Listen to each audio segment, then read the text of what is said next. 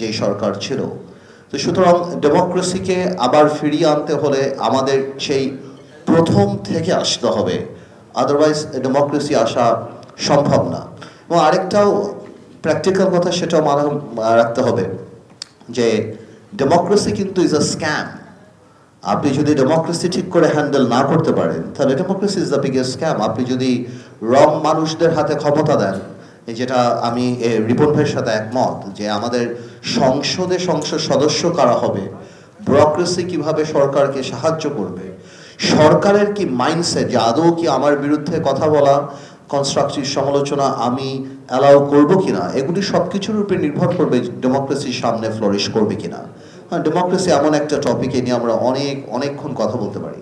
তবে আগামীতে নির্বাচিত, এখন যেটা মানে গ্রাউন্ড রিয়ালিটি, যেটা যদি বিএনপি সরকার নির্বাচনে আসে এবং ক্ষমতায় আসেন যদি জনগণের ভোটে, সেক্ষেত্রে এখন পর্যন্ত আমরা অন্য রাজনৈতিক দলের প্রধান হিসাবে আমি দেখতে পাচ্ছি যে বিএনপির মধ্যে যথেষ্ট ইনক্লুসিভিটির সেই মাইন্ডসেট আমরা কিন্তু প্রথম থেকে দেখতে পাচ্ছি। আমি খুব অপটিমিস্টিক মানুষ যে ইনশাআল্লাহ ওই ডেমোক্রেসি 17 বছরে যেই বাধাগ্রস্ত হয়েছে আমরা সামনের দিকে নিয়ে যাব।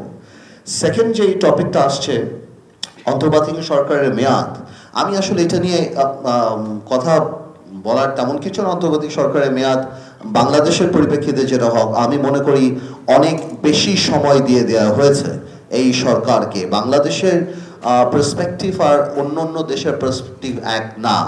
এই সরকারটা বেশি হওয়াতে প্রথম 2 মাস 2.5 মাস ইউনূস সরকারের যে অবস্থান ছিল, আজকে যে কেউ বলতে পারবে ইউনূস সরকারের অবস্থান তা না। এতে আমি বিভিন্ন অন্যান্য মহল বা অন্যান্য ব্যবসায়িক মহল থেকে আরম্ভ করে যারা সুশীল সমাজ ছিলেন, তাদের মধ্যে প্রথমে একটা মানসিকতা দেখতে পেয়েছিলাম যে এই সরকারকে আরো বেশি দরকার, because political government has failed to live up to the expectation। এখন মানে আনফরচুনেটলি ওনারা সেই সময় বুঝতে পারেননি যে আপনি প্রথমে যেই ফেসটা এই সরকারে দেখতে পেয়েছিলেন, যেহেতু ডেমোক্রেসি নেই, যেহেতু অ্যাকাউন্টেবিলিটি নেই, যেহেতু এই সরকার জনগণের সরকার না, জনগণের আমাদের মতো সব রাজনৈতিক দলের সাপোর্ট করা সরকার, এখন কিন্তু ব্যবসায়ী থেকে আরম্ভ করে অনেকেই এই জিনিসটা রিয়েলাইজ করা আরম্ভ করেছে যে এটা যদি দেখুন, আমাদের ইকোনমিটা কিন্তু ওরকম স্টেবল কোনো সময় ছিল না। সো অন্যান্য দেশে রিসার্চ করে অন্তর্বর্তীকালীন সরকারের যেই অবস্থান থাকবে, আমাদের যে এখানে থাকবে সেই কথাটা নট নেসেসারিলি রাইট। তো আজকে অন্ততপক্ষে বাংলাদেশের অন্যান্য সেক্টর, ব্যবসায়ী থেকে আরম্ভ করে সবাই এটা রিয়েলাইজ করছে যে কোনোভাবেও এই সরকার বেশি প্রলম্বিত হলে, বেশি দিন থাকলে, তাহলে বাংলাদেশের ইকোনমিক অবস্থা একদমই ভালো থাকবে না। সো আমি মনে করি যে এই সরকার, অন্তর্বর্তীকালীন সরকারের যে মেয়াদটা, এটা এক একটা দেশের পার্সপেক্টিভের উপর এক একটা দেশে নির্ভর করে। বাংলাদেশের পার্সপেক্টিভে আমি মনে করি আরো অনেক আগেই জনগণের সরকার করে ফেলা উচিত ছিল বা সেই পথে যাওয়া উচিত ছিল। আরেকটা ইস্যু যেটা আসে, সংখ্যানুপাতিক নির্বাচন, এই ব্যাপারে আসলে কথা বলার বা কোনো রিসার্চের প্রশ্নই উঠে না অন্ততপক্ষে অন্তর্বর্তীকালীন সরকারের। এই কারণে উঠে না কারণ এটার আন্ডারলাইন একটা ইল মোটিভ আছে, এবং সেই মোটিভটা হলো এই সরকারের মেয়াদকে বাড়ানো।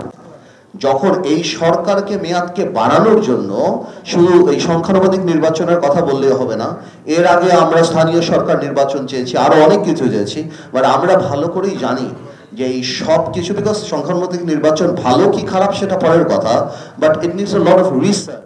বাংলাদেশের মানুষ আপনারা দেখেছি ইভিএম এ কিভাবে ফেল করেছে, সেখানে সংখ্যানুপাতিক নির্বাচনে বাংলাদেশ আপনার আরপিও এবং অন্যান্য রিলেটেড যে আইনগুলি, সেগুলিকে চেঞ্জ করে সংখ্যানুপাতিক নির্বাচনে আসা, we are just not ready for it, আমাদের মাথায় রাখতে হবে। এবং আপনি মানে এই সরকার, দেখুন একটা কথা, আলটিমেটলি তো liberty is the main thing. Liberty, আমরা স্বাধীনতা চাই এবং এই স্বাধীনতার জন্যই আমরা এই সরকারকে চাই বা যাই। বাট এখন বাংলাদেশের যে অবস্থা, it's like liberty of a prisoner.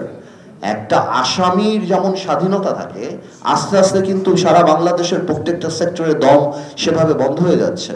So আমি সংখ্যানুপাতিক নির্বাচনের এই রিসার্চ কোন দেশে কি হলো, আমার কাছে বিং আ পলিটিশিয়ান এটা একদমই ম্যাটেরিয়াল, বিকজ এটা এই সরকারের চিন্তা করার জায়গাই না। আগামীতে কোনো ডেমোক্রেটিক সরকার যদি এই দেশে আসে, তারা চিন্তা করতে পারে যে এই ধরনের ম্যাসিভ চেঞ্জ তারা করবে কি করবে না। সুতরাং প্র্যাকটিক্যালিটিতে যদি কারো কিছু গ্রহণ করতে হয়, মানে আমার কথার মধ্যে রাজনৈতিক কথা চলেই আসবে, because I am a politician, but এটাই বাস্তব যে বাংলাদেশে এখন আমরা একটা নির্বাচন চাই। এবং অনেকেরই ভয় লাগতে পারে, অনেকেরই চিন্তা করতে পারে যে নির্বাচনে যারা ক্ষমতা আসবে, বিশেষ করে আমি খোলাখুলি বলি, বিএনপির কথা যদি কেউ বলে যে বিএনপি কিভাবে আসবে, গত 9 মাসে বিএনপির উপরের দিকে বা বিএনপির যারা সুপ্রিমো, তাদের অ্যাটিটিউড, তাদের পলিটিক্যাল স্টেপ দেখলে সবাই দেখতে পাচ্ছেন যে তারা ইনক্লুসিভিটি বিশ্বাস করে। সো বাংলাদেশের মানুষের যারা বিএনপি করে না করে, তাদের এই মাইন্ডসেট ক্রিয়েট করা দরকার যে আগামীতে যেহেতু আওয়ামী লীগ কোনোভাবেও নির্বাচনে আসতে পারছে না, এবং আওয়ামী লীগের আসা নৈতিকভাবে আমি মনে করি ঠিক অন্তপক্ষে এই নেতৃত্বের অধীনে, আমি মনে করি বিএনপি বা বিএনপির সুপ্রিমো, তাদেরকে আমরা কারেক্ট করব, আমরা প্রমোট করব, তাদেরকেই সাপোর্ট করতে হবে। আমি মনে করি just to have a stable government and progressive Bangladesh. তো আমরা পছন্দ করি না করি সেটা পরের কথা, বিকজ এই অপশন যদি আমরা না নেই, আমরা জানি আমাদের অন্য অপশন কি, এবং আমরা কোনোভাবেও সেই অপশনে বাংলাদেশকে নিয়ে যেতে চাই না। আপনাদের সবাইকে ধন্যবাদ।